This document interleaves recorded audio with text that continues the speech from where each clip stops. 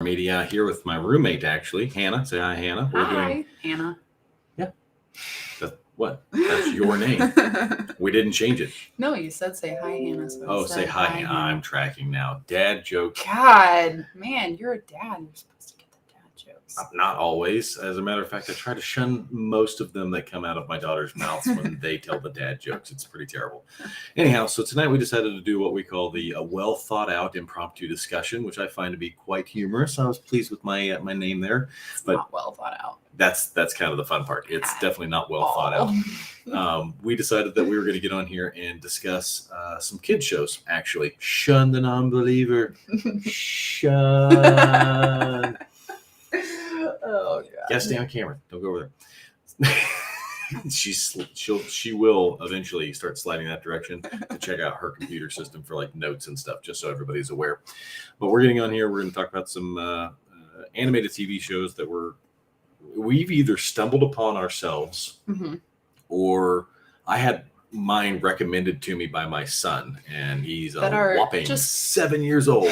They're just surprisingly really good kids shows. I mean, you don't expect to be thoroughly entertained by a show made for 7-year-olds, right? But you know. So I want to start with yours, but I'm going to mention mine to begin with because, like I said, I had a 7-year-old go, oh my God. And he came over for weeks. He was coming over here to the house and was like, can we watch this show? And his sisters were always like, ugh. Like you thought that we were making them eat asparagus just dipped in something terrible. I don't know. Like they were just. My mind went to dog crap. That was just, the sound that they would make was just so terrible because they were like, oh, I don't want to watch that show. It's awful. I'm like, okay. Okay, you got to tell them what the show is. I'm getting to that. Jiminy Christmas. You're not supposed to do that during these discussions. What's up, Nightbot? I appreciate you throwing up the merchandise thing there. If you do like our content, whether it's this show, State of the Nerd, or literally any of the other ones we have, whether it's Spoilercast or whatever the case may be, get over, check out the merchandise over there at the merch store. We got a bunch of different shirts, designs, things of that nature up there. Wow, that analogy flopped pretty hard. You are not correct, Josh. Anyway, so they were just, they hated it. They didn't want to watch it. But it's called Glitch Tech. And I didn't know really anything about it. My son's telling me about it. And I was super excited for it when I finally actually sat down and started watching it. But to begin with, I was just like, I don't really know much about this.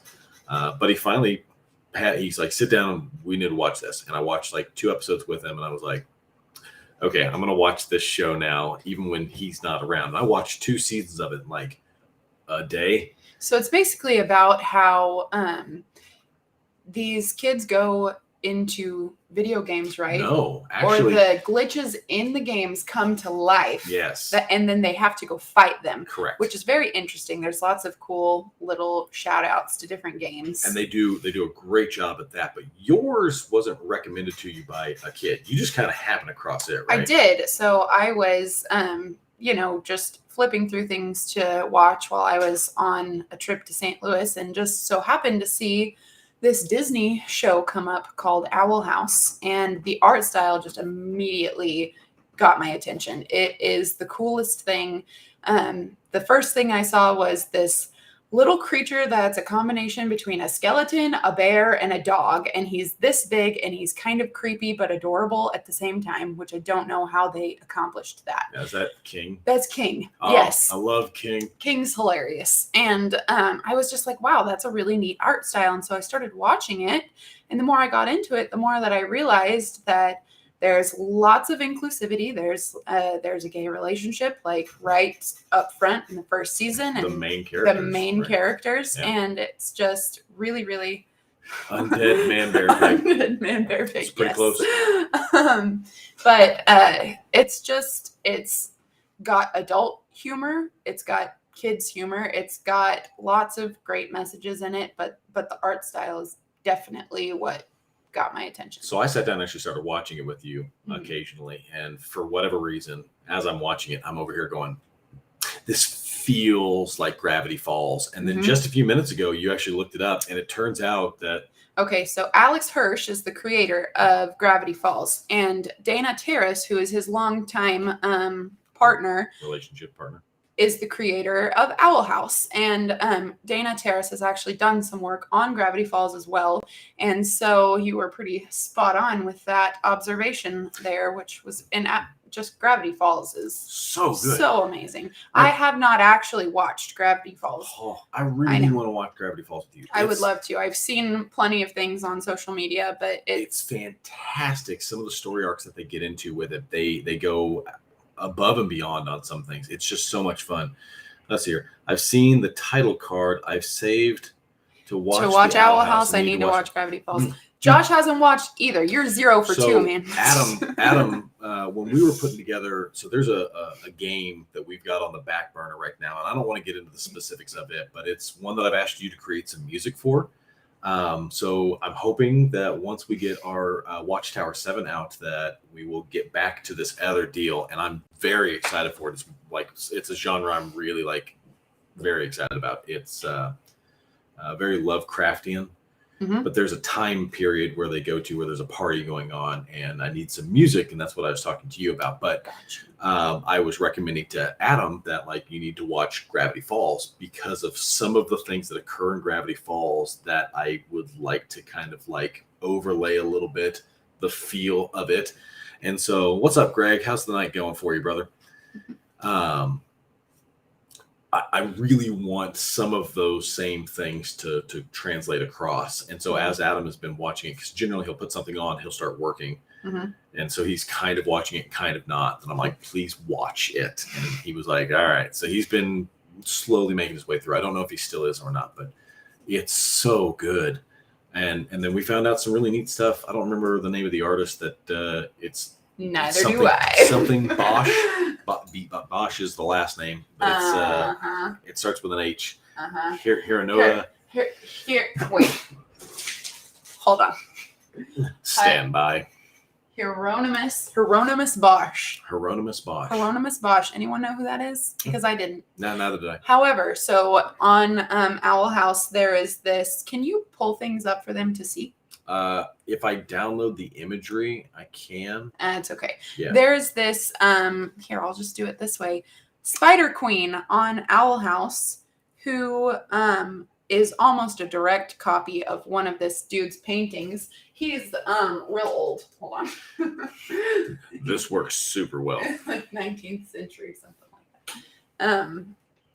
Yeah, they've got there's a painting of a bird eating a man with birds flying out of his butt. I'm not quite certain what that's all about, but apparently the art style. I'm just going to give you guys a sample of the art style of this. Yes, from this artist, which is highly influential into things like Gravity Falls and the Owl House, which I thought was pretty fascinating. But while she's pulling that up, I already got it. The Spider Queen. The Spider Queen. It's a giant head with wings. You can't really see it because of the light. But if you get the chance to, I'd recommend looking that up. It's like I said, Spider Queen on the Owl House. But it very much, as soon as she pulled it up and we were looking at it, we were like, holy cow, we can totally see it. One of the descriptions of the art styles was, if you were to draw Slender Man with rounded out edges to make him look a bit cute. And I thought that was very accurate. It's not far off. Not far off. So when you're looking into shows like this, for me, and I've said this time and time again, whether it's on this show, whether it's on Spoilercast. That's the one that I just said. Okay, so Greg. Hold on. All right, so I want to finish my point, and then we're going to move on to Greg's comment. So I just started watching that today, and I was like, we got to talk about this. So I've said it before, and I'll say it again, and I'll continue to say it forever. A story is above and beyond what works really well for me. I don't really care. I'm pretty forgiving when it comes to animation or graphics or CGI and things of that nature. As long as there's a good, compelling story to go along with it, I'm pretty much on board. She actually recommended several years ago a show to me called Ruby, and the art style for it is beautiful, but it's clunky is the best way I can explain it. It started out as an independent animation done just online. It was like a web series. And but you know what I mean by clunky. I do. The movement was a bit awkward. and but beautiful, so creative, Oh, yeah. and it almost combines like an anime art style with a more like popular modern art style, Yeah. like you see on some of the new Disney animated shows and things like that. The Dragon Prince is one that Yes. I started watching the other day. Which and is- it's also kind of clunky, It's but the also art kind design of on it is clunky. beautiful. Dragon Prince is amazing, and if you haven't seen it, you must see it. It's really good. It's really, really good. The voice, you guys have all seen Avatar, I'm sure. Hopefully. So the voice of the main character I keep is, wanting to do you call him. remember I his don't. name? I don't. Sokka. Sokka, thank you. Gosh. I keep going That is back. just a stab in the heart to all nerds. Like, Sorry. I'm sorry. Avatar, main character. Anyway, so the voice of Sokka is the voice of the main character in Dragon Prince, and we all know how goofy he is in Josh says both Dragon Prince and Troll Hunters really surprised the hell out of me and how much I enjoyed them. Right? I know. Now, I don't want to miss it. Greg did specify. Yes. Greg, you put if/when you get a chance, talk about Star Trek Prodigy and or Lower Decks. The Prodigy pilot was really impressive, and Lower Decks keeps knocking it out of the park. Now, I know full well that Josh has been watching Lower Decks. I know that's a thing. He's discussed it with me before. Star Trek for me is a little bit lower on the tier of things. I still will occasionally. I'm aware of a lot of the things.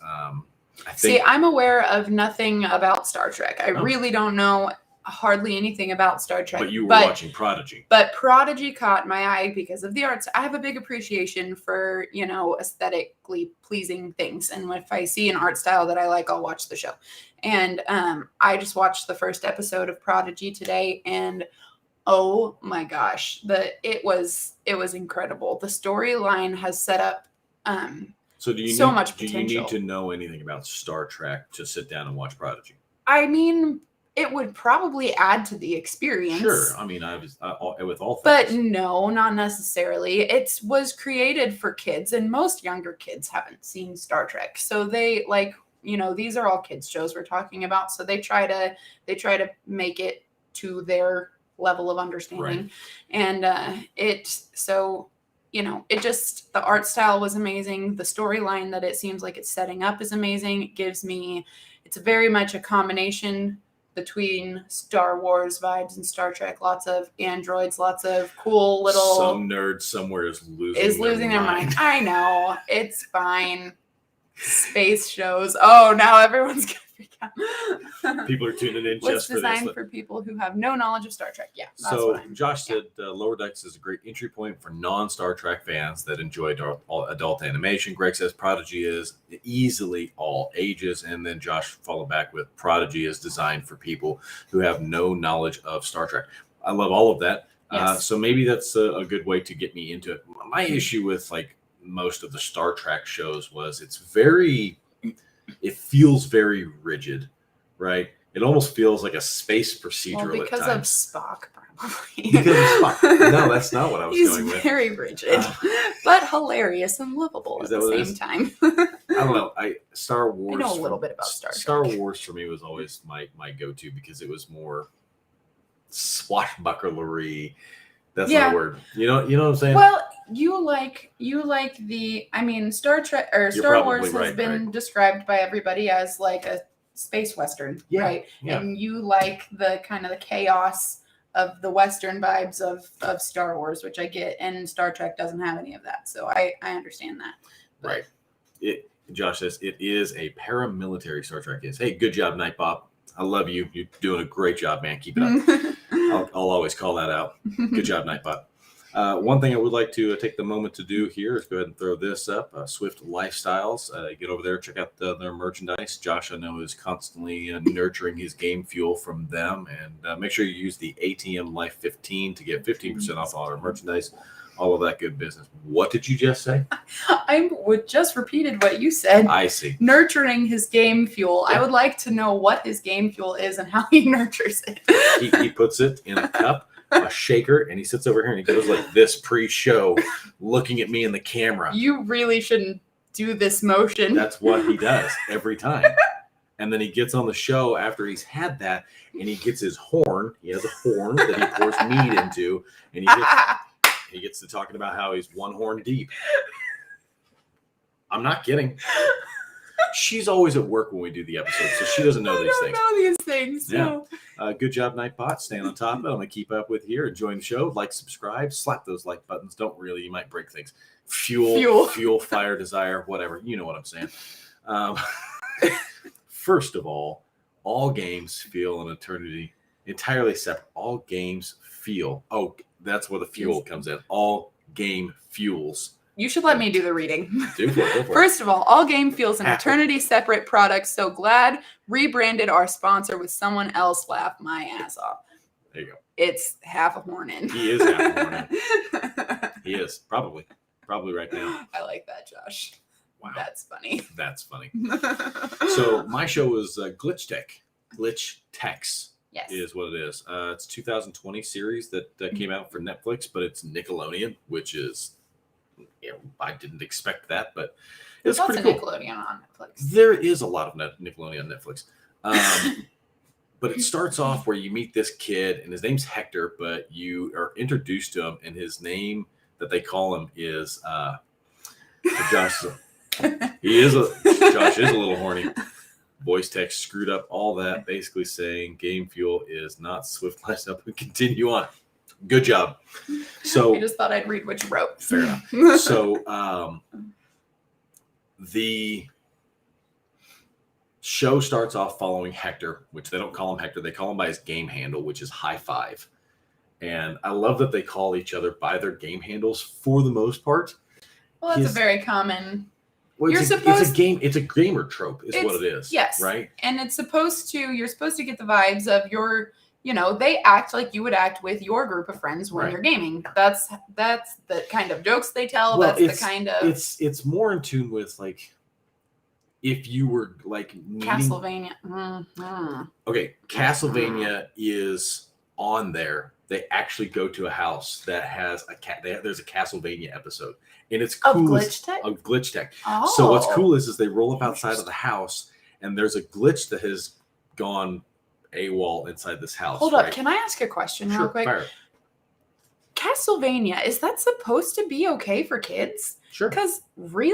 Because I've watched Castlevania and it is dark. Are you talking about new Castlevania or like the new Castlevania on Netflix? That does show. not. Probably okay. Because I was like, that is gory. I mean, I love it. I think it's great, but I would not let my child watch it. So, okay. So you're talking about like the show or the movie Castlevania stuff that they have, the animated stuff, right? Series on Netflix. Probably not so much. That seems more adult driven. Okay. But they have a Castlevania episode based off of like the old school gameplay of Castlevania, which is like a side scroller, and you're going through and you're trying to fight like Dracula and stuff. It's pretty cool. Kids today are a lot more sophisticated than they used to be. This is a true story. That's a true story. You're not wrong, Greg. And I think it's important that kids learn about all that's out there. Each of the glitches that they end up interacting with throughout the show kind of behave differently. There's a possession glitch that can like actually like possess a person. There are the one that goes for the Castlevania deal. And there's the High Five's partner is a girl, and her name is Miko, but she goes by MKO, right? And he'd been playing against her all along leading up to the first episode because they're going to a tournament and they're doing like this flashback thing. And she's like, I'm Mikao. And he was like, wait, what? And then he rolls through this like flashback thing where he just keeps losing to the gamer tag MKO. Okay. And so he's aware of her. Yeah. But she doesn't remember him. Okay. She's been just trashing him on all of these things. And he's like, she is. She's like, I don't know who you are. Adrian Jones. Hey, man. What's up, Adrian? How you doing, brother? So they go to this house, and Miko is standing outside the house, and she's going, game map, not game map. Game map, not game map. Game map. And inside the house is it's almost like the TARDIS, but it's like this giant castle, right? Because it's Castlevania. But outside the house, it just looks like a regular house. And she's like, oh, everybody's beat Castlevania, right? Or their version of whatever it is. They don't call it Castlevania. But she's like, everybody's beat this. This is easy. We got this, right? Then they go inside and Hector's over here going, oh yeah, we got this. We got this. No big deal. We got this.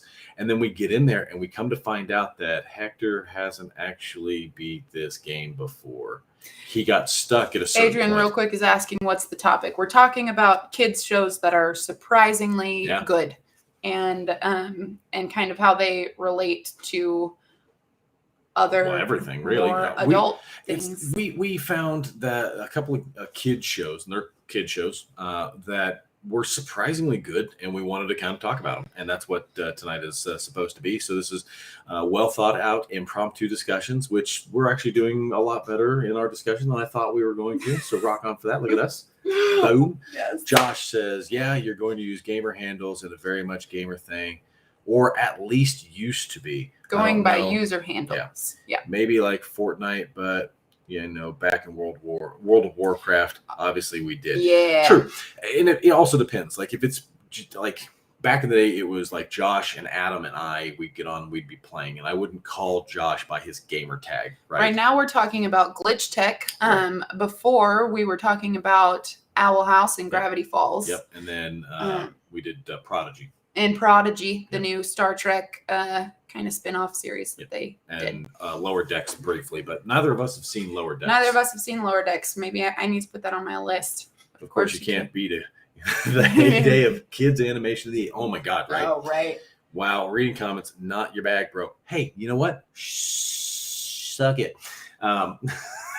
That's just Josh. So, anyway, the point that I'm making is that like as they're going through this game, you come to find out that High Five has not actually played all the way through this game. Okay. And so Miko is taking charge on every room that they get to. Mm-hmm. And she starts to realize that he doesn't really know what he's doing. And so she's like, why don't you take the lead on the next room? And he's like, okay, cool, I got this. And they go in there, and it's a mini boss that has a trick to beating it. And she's like, it only took me a month to figure it out. I'm sure you've got this. And he just keeps losing. Yeah. And finally it comes to find out you're not supposed to actually beat the boss. You're supposed to avoid the encounter entirely. But he would never have known that. Oh my gosh, that is so you as a dungeon master. There's this thing, you want to touch it, you should touch it. Did you touch it? And then I'm sitting here going, don't touch it. Just keep going. And then somebody inevitably is like, don't touch the button. I touched it. Don't push the button. I did though. And then I'm over here going, you did? Really? Okay, I didn't tell you what Jess said. Jess is someone in our D&D group. And right now we're at this portion where there is a lever in the middle of the room. And Jess sent me a Snapchat video with long eyelashes. And she said, Crunk, pull the lever. And she said, you need to ask him if Kronk's in the room. We need to roll to see if Kronk's in the room. No, Kronk didn't pull the lever. See, kids movie, tying it in. Fantastic. Yeah, got this. There are so many TikTok videos that use her voice. I know. In that movie. It's ridiculous. Hector equals shot. You're not wrong. But he's just like, yo. But they get through. Well, it come to find out, they get to a point in this episode towards the end of the game where she's like, and that's the end of the game. And Hector's like, then why is the clock still ticking? And she's like, I don't know. She goes, we have done everything that I have ever done in this game. And this is how I beat the boss. And he goes, and then what happened? And she goes, is it a glitch? It's a glitch. The glitch is what's happening. Right. But you have to beat the glitch by basically playing the game or doing something equivalent to what it wants you to do. And so he's like, then why is the clock still ticking? And she's like, oh. And he's like, so what'd you do after this? She's like, I kind of hung around for a little while and then I just turned the game off. He goes, you haven't beat the game either. So Hector's character is so Hector's character is kind of like when you're going through a smash and grab loot 'em game like this. Yes. What do you do with all of the stuff you collect along the way? Sell it. You sell it just indiscriminately? well, no, to vendors. Sure, I'm right, but like indiscriminately, you just get rid of everything. Well, no, sometimes you can use stuff to craft things. Sure. This isn't a craftable game, though. Okay. Okay, it's a puzzle game. Okay. It's a collect things as you go along puzzle game. Right? Oh, okay. So sometimes you can use things to solve the puzzles that Sure. you collect. So as they're going through, they find a sword that's like bent in an L shape, and she's like, "I've always just thrown that away. It's completely useless." Smash the clock. It turns out it's a key to turn the clock completely over, I got it. and then you use it to go. Sort of. You go backwards through the entirety of the castle to the very beginning, and so interesting. Hector is the kind of player, as he's doing things, he's We looking. need to put a big spoiler alert. It's one single episode out of 2 seasons. Just messing. So anyway, so he's the kind of player, and I love that they do this because there are different player types, and they address not only the different game types but also player types for this. Mm-hmm. Hector's the kind of player that he's like, I gather everything, I keep everything. Mm-hmm. I look for pattern recognitions, and I try to solve the problem based off of how the game is played, right? We need to steal the reverse time idea for one of the levels. Not a bad idea. So that is a very clever idea for a game. Well, Project Arkham is a game where we're doing time manipulation based off the clock, and yeah. So anyway, guy's gonna throw the Song of Time in there. Just you find a ocarina, and you have to. Anyway, so slip it in there. Miko, on the other hand, she does the pattern recognition to a point, but she's all about her hammer, and she will just smash the shit out of everything. So she's kind of a rage gamer to a degree, right? That's you. He's a rage gamer. He sets everything on fire, all of it. Sometimes that's what's necessary. It's very rarely what's necessary. I would like to point out I have beat almost every game I've ever put my desire to play. Almost. Just slip it in. Didn't read the rest of that. I'm glad I stopped. Yep, all the way in. Oh, you didn't stop. You just finished it out. Of course, that's my job. All the way in. So Josh is half a horn deep, and I'm all the way in. If you can make it all the way before. Phrasing? This is a kid's show discussion. So stamina, he does not. Wow. Holy shit. If the dungeon doesn't exist, wow. Do you not win? If the dungeon doesn't exist, do you not win? Does it? Yeah, that's what he was going for. It didn't exist. Anyway, moving forward. So back around to Owl House. The dilemma in the first season, because how many seasons of Owl House are there? 2, I think, right now. No, wait, no, there's more than that. I want to say 4, actually. Because it starts off that she's like trapped there in the Boiling Isles, right? Uh-huh. And then well, no, it starts out where she's in the human world. Well, right, but like the first season, she's there, not just the first episode, right? She's in the Boiling Isles and trying to get home is the goal. Yes. But then by the end of it, she's decided she's going to stay, right?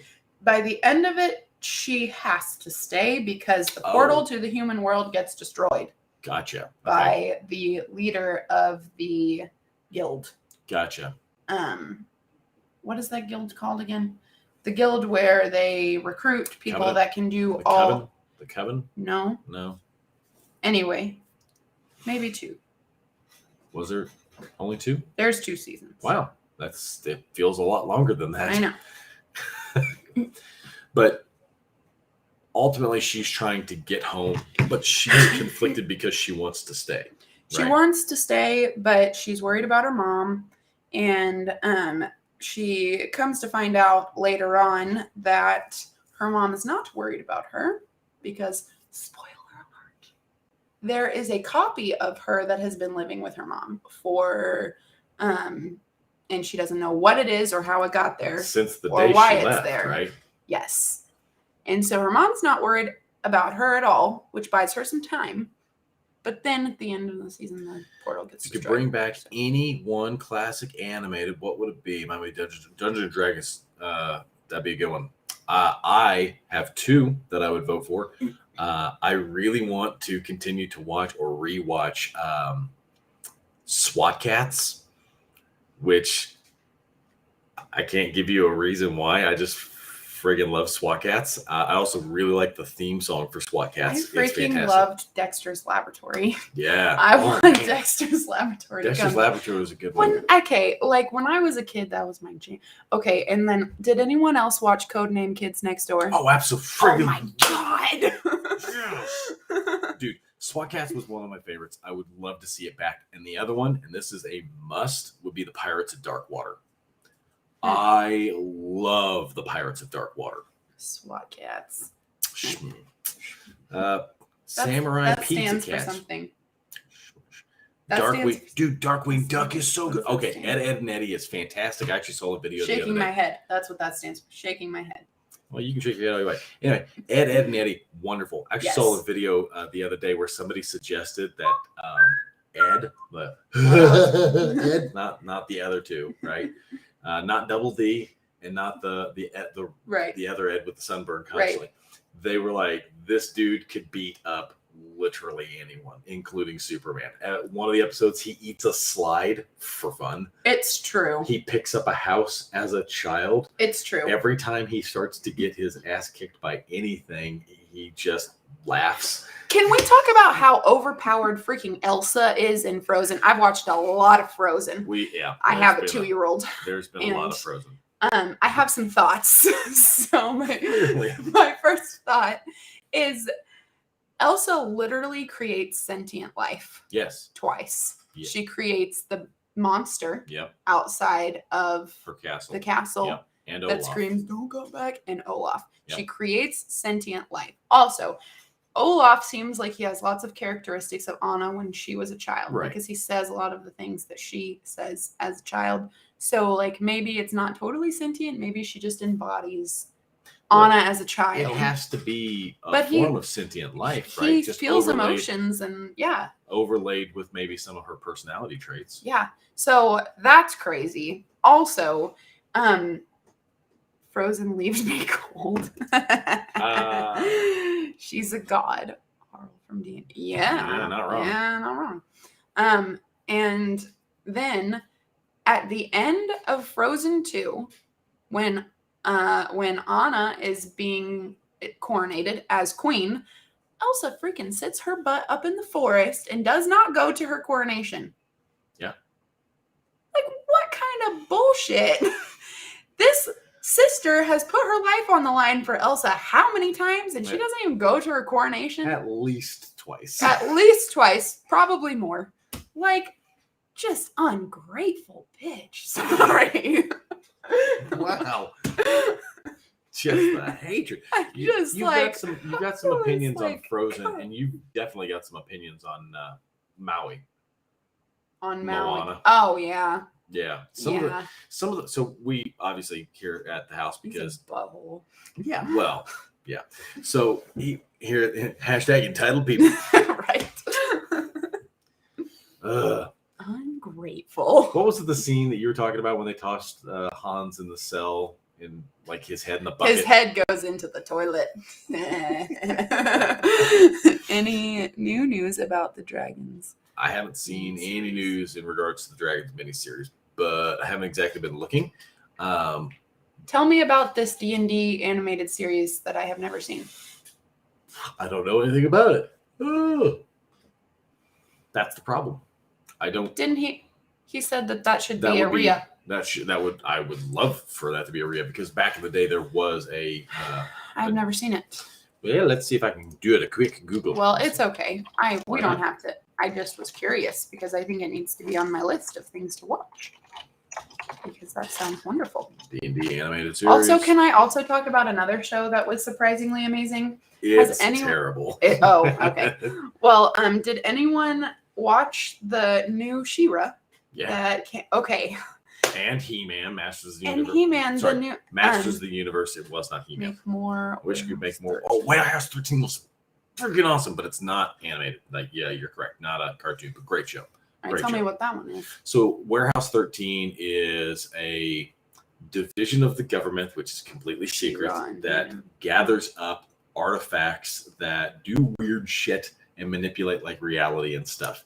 And Lock so and key. they Yeah. are, they're an assortment of literally anything and but everything. It gives me vibes like that. Similar Yes. Vibes to Lock and Key, yes. But yes, Burn, great. Burn. Exactly. Both great. Both great. So Josh tries to use talk to text on a regular basis, and sometimes it utterly fails him, and some of the other fails are amazing. Yeah, it's okay, Josh. I on a regular basis tell my family that I liver them. Instead of love. Yeah. Well, I can't tell you how many times I've accidentally texted "clam down" to someone. Let's calm down. Listen, it's clam mental down. Health chat. You're never supposed to tell someone to clam or calm down. The point of clam down is explaining that you're not supposed to tell a person to clam down, but to clam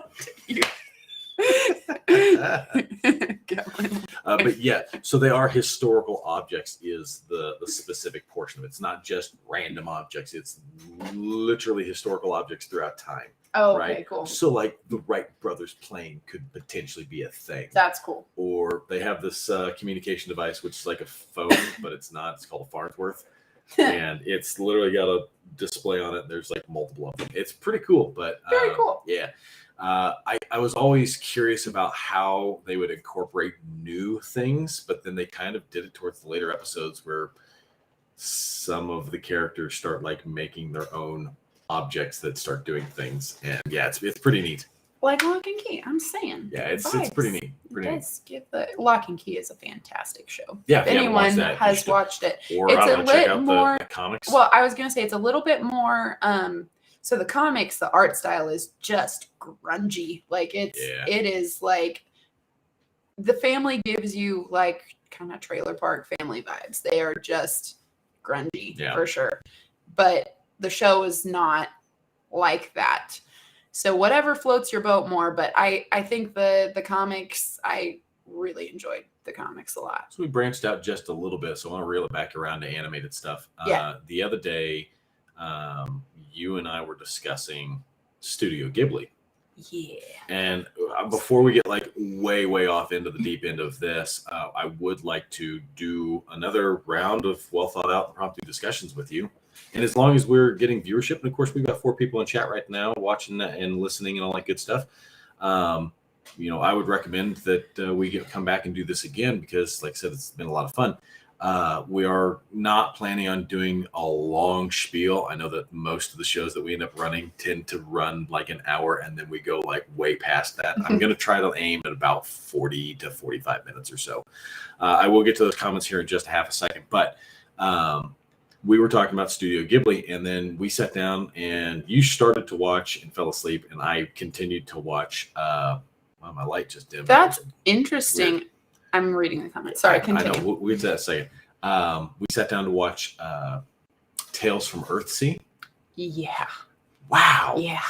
So, okay, Studio Ghibli in and of itself is beautiful, right? I love the art design that they have for almost everything that they have. They have really amazing stories, but I had never watched Tales from Earthsea, and then we sat down and watched it, and like I said, I finished it out, and wow, it was good. Yeah, it is. If you are a fan of like high fantasy, if you are a fan of Game of Thrones, anything like that, Tales from Earthsea is definitely like a high fantasy medieval Studio Ghibli movie. Is the best. The Earthsea books. Yeah, it's the best way to describe it that I have got. But Studio Ghibli never fails to deliver on the stories. Right. Like stories is always spot on. Yeah. I don't think I've ever watched a studio movie that I have not cried at some point during the movie. It's incredible. And one of the not so popular ones, but one of my favorites for sure. So we just we sat down and watched that, but we were like, man, there's so many Studio Ghibli movies. We could do like a whole bunch of discussions on this, and I want to do that. So I would like to, for the next time we do something like this, and we have to ask the permissions of the council, though. Nope. You got me. Hey, Josh, give me some type of like notification, something or other in the chat there to sign off on it. We'll have 2 figures of Alltower Media of the 3 of us to sign up on this endeavor, and we'll get back on here. We'll do another well thought out impromptu discussion. But back to Josh's point. Josh mentioned My Little Pony, absolute fantastic show. If you swapped out the kid ponies for actual characters, no one would bat an eye is what he means. Yep, and make fun of it because My Little Pony. You're not wrong. Now here's the kicker. All right. So at one point in time, this has to be a regular show. You two are amazing. See? I told you. She was worried at the beginning of all of this, and I don't blame her.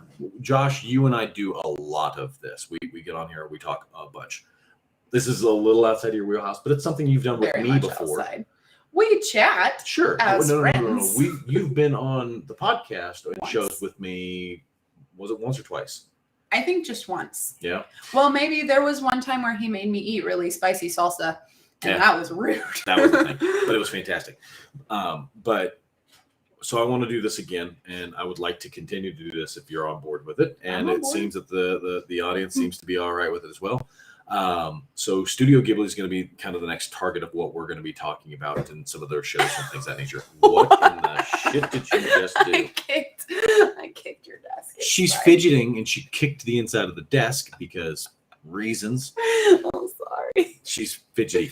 So ADHD, I can't help it. Hyper. Emphasis on the hyper.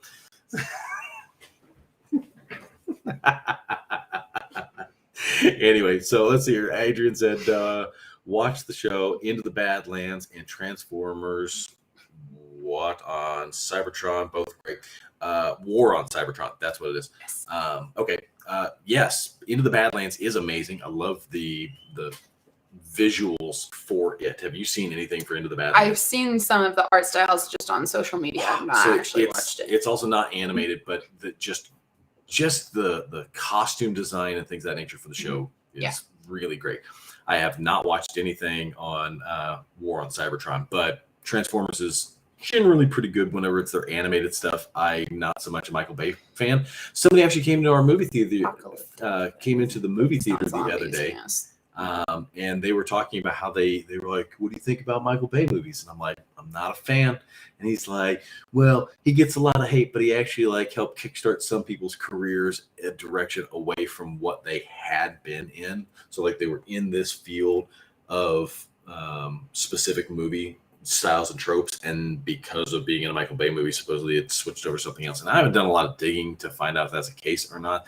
And I know you're not the person to talk to about an actor or directors or things of that nature. Listen, I know nothing about actors' names, directors' names, who produced this, who did that. I don't care about that stuff. I like stories. Yeah. Tell me the stories. I don't care about. See, and I like stories, but I also like the actors that fill roles, because I didn't realize this. There are some little interesting crossovers that happen, like what we found out about Owl House and Gravity Falls, and also you were telling me about the Duke of Wesselton in Frozen, who is also the Weaseltown or whatever. And Alan Tudyk is amazing. Alan Tudyk, yes, dude, it's so good. So Alan Tudyk he's the chicken in Moana. In Moana.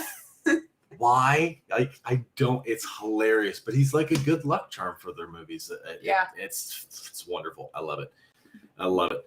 So we are wrapping up here towards the very end of this. We got just a few minutes left. Like I said, I'm not looking at running terribly long at this. I just want to be able to sit down, have a quick discussion about all of the things that we've literally just had, and then K equals Satan. and then from there. Shut it down and wait until the next one. Hopefully you guys enjoyed this. Subscribe, share, all of that good business. And we'll try to get another well thought out impromptu discussion for you guys. Maybe next one can be Studio Ghibli or whatever you guys want it to be. Well, I think we'll start with Studio Ghibli for now, and we'll go from there, because obviously the conversation is going to branch out, and then we interact with the chat as we go along. And so that's going to help branch us out. I also love to talk about some kids' books that are really good. Right. Yeah. So there's lots of those, but we can sign off. That can be and that's, like I said, it's all good. We're obviously fishing for some ideas here on what it is that we would like to do. Clearly, we would like to continue to talk. By the way, how do you feel about Patterson being Batman?